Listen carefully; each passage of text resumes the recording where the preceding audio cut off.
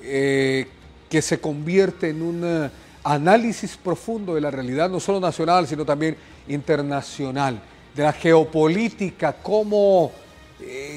qué hay de trasfondo, por ejemplo, con la política de injerencismo o de intervención de los Estados Unidos para estos países, el apoyo del gobierno de los Estados Unidos a gobiernos corruptos, a gobernantes que participan en el narcotráfico, el apoyo a los golpes de Estado, como lo que acaba de pasar, por ejemplo, en Bolivia, el reconocimiento de gobiernos completamente ilegales o ilegítimos. Compartimos de inmediato esta entrevista, análisis del doctor Juan Almendares Bonilla, ex rector universitario.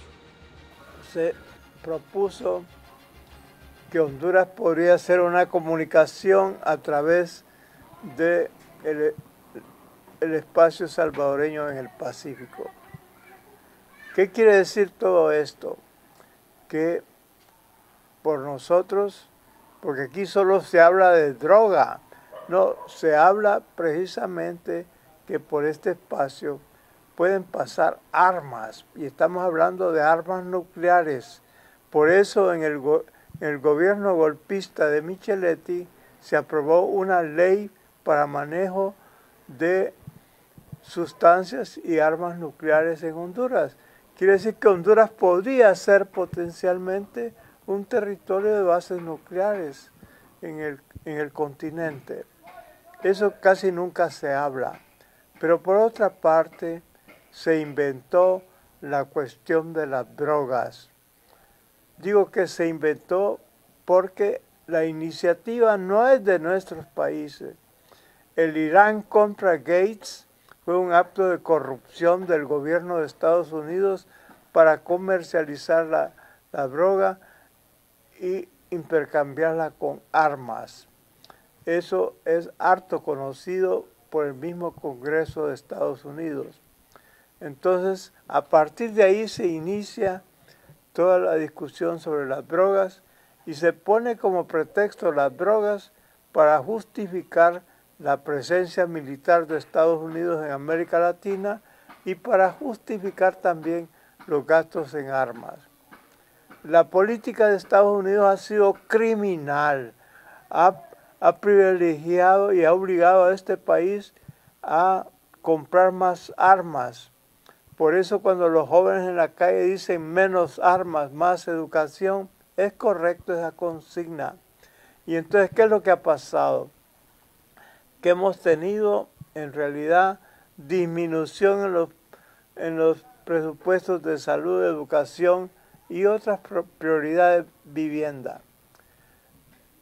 Y en ese plano Honduras ha sido invadida, no solamente por las armas de Estados Unidos y sus aliados, sino que ha sido invadida ideológicamente, invadida por iglesias que solamente hablan de un teologismo militar.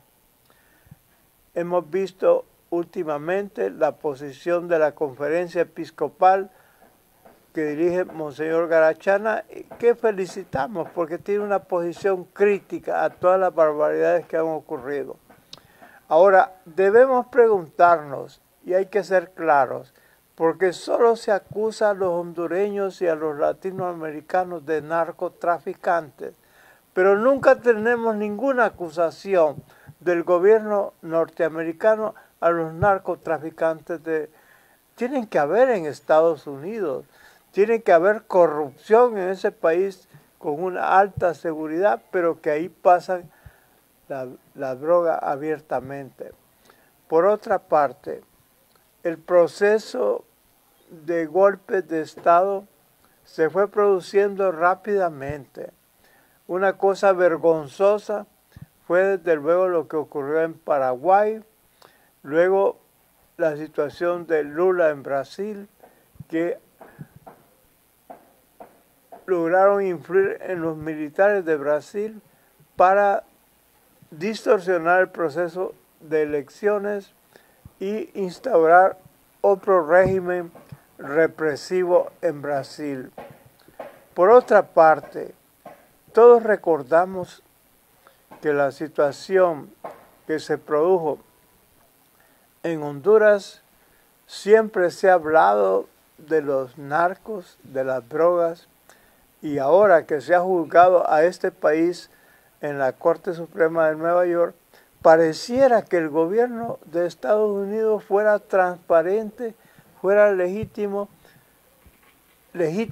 tuviera legitimidad en el caso del manejo de política de una democracia que es una democracia racista, que en realidad maltrata a los niños y a las mujeres de Honduras y de Mesoamérica de la forma más humillante. Esto quiere decir que en realidad estamos ante una situación, diría yo, criminal. Entonces, ¿qué pasa? La Corte Suprema de Honduras es una farsa. El país de Honduras, que se dice una democracia, es una farsa. Y los países que apoyan esta dictadura también no son democráticos. Se hacen de la vista gorda ante todas las crímenes de lesa humanidad, de tortura, de violación a los derechos humanos. Por eso creemos que la guerra en Honduras es una guerra total contra el pueblo, una guerra mediática donde más del 90% de los medios trafican con la verdad, aplastan la verdad y además justifican los golpes de Estado. Lo que ha ocurrido en Bolivia es algo anunciado anteriormente. ¿Pero por qué ha ocurrido? Porque Bolivia tiene una riqueza enorme en litio, que es un mineral muy importante en los sistemas electrónicos, en computadoras, y porque además tiene reservas grandes de agua, reservas de níquel. O sea, todo este golpe, por eso da no sé qué cuando escuchamos a intelectuales decir que realmente Evo cometió el error de querer permanecer en el poder. ¿Por qué no podía permanecer en el poder? Se había hecho los mejores indicadores de América Latina. Pero si ustedes ven los indicadores de Honduras, alta tasa de violencia, de homicidios de las más altas en el mundo, alta impunidad, más del 90%, alta corrupción, alta pobreza, alta invasión de transnacionales que violan los derechos humanos de los pueblos, alta actitud contra los campesinos, contra los pueblos indígenas, contra los garífonas que están exterminando al pueblo garífona, a los pueblos indígenas. Todo eso no se dice nada. Hay de la corrupción. Esos no son indicadores. Nosotros tenemos los peores indicadores del mundo y Bolivia tiene los mejores indicadores. Entonces, la OEA es una gran farsa, la OEA. Siempre ha sido una farsa.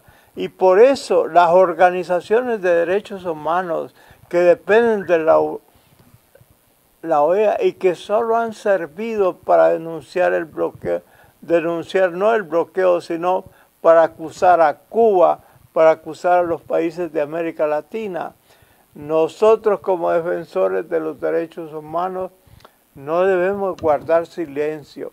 Queremos que esas organizaciones que están en la OEA, que son de derechos humanos, digan, condenen ese golpe, condenen al gobierno de Estados Unidos. Y cuando nosotros vemos que ahora en una forma cínica el presidente de Estados Unidos ha dicho el siguiente paso es Venezuela y Nicaragua. Imaginen con qué autoridad racista, clasista, imperial nos habla el señor Trump.